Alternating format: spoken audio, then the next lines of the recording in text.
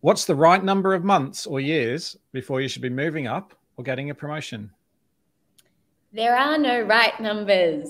This is kind of an easy one. I think that's such a, if you've got it, firstly, if you've got a manager that has that view, that's such an outdated view. I have been in roles for 6 months, and then I've sat in the same role for 5 years. It's very much dependent on what you're achieving in your role, what the expectation of you in your next role that you want to move up to is.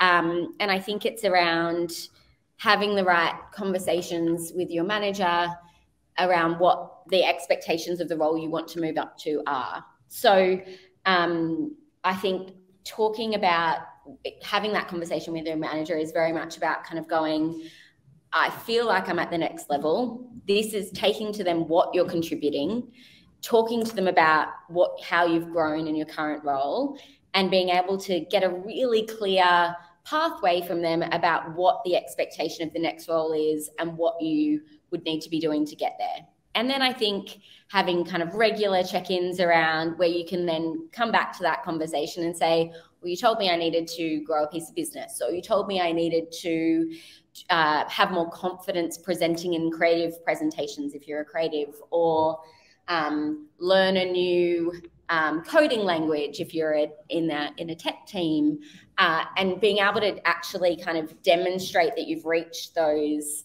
milestones is really important. I think it also depends where you work. Obviously, there are some companies that have annual cycles. I would be, we don't do that here at H&Co. We very much promote based on merit, and that can be anytime, and not necessarily when an employee asks to be promoted. But if you've got a manager that's kind of more structured and traditional in that way, I'd be agitating for those conversations to be happening regularly, and for you to be able to come to those meetings demonstrating these were the goals that we set. This is what you told me I needed to do to achieve that next level. And here's how I'm achieving them. Could you give me some feedback? And I think taking control of your own development is something, particularly if you're ambitious and you want to move to that next level, is something that's, as much on you as it is on your manager. Yeah. I'm going to share an amazing resource that someone shared with me the other day. It's called progression.fyi. And on there, it literally has hundreds of companies' role progression frameworks. And so if your company doesn't have one, and even if they're not going to put one in place, you could still go, hey, with your manager, let's have a look at where I am on this framework and what I need to do to get to the next level. Annoyingly, someone sent it to me just after I'd written the framework, but it has been useful to know, oh, it is quite a good idea then. And also it helped me kind of refine it and stuff. So that is an amazing tool of just like tons of different businesses' role frameworks. So definitely something to look at.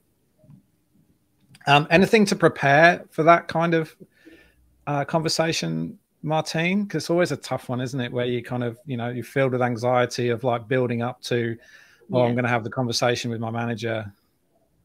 I think anything that's grounding, anything so that, whether it's a breathing exercise or that little sensory circuit I took you through. Because when we're nervous, we tend to leave ourselves and then we lose our words and our resources. So, yeah, just grounding. Even when you're on the call, just, oh, there's that bit of green, ground again. Yeah, great. Yeah, fantastic. Okay, well, we have one more question from beforehand, and then we've got another question that's come in. So thank you for sharing.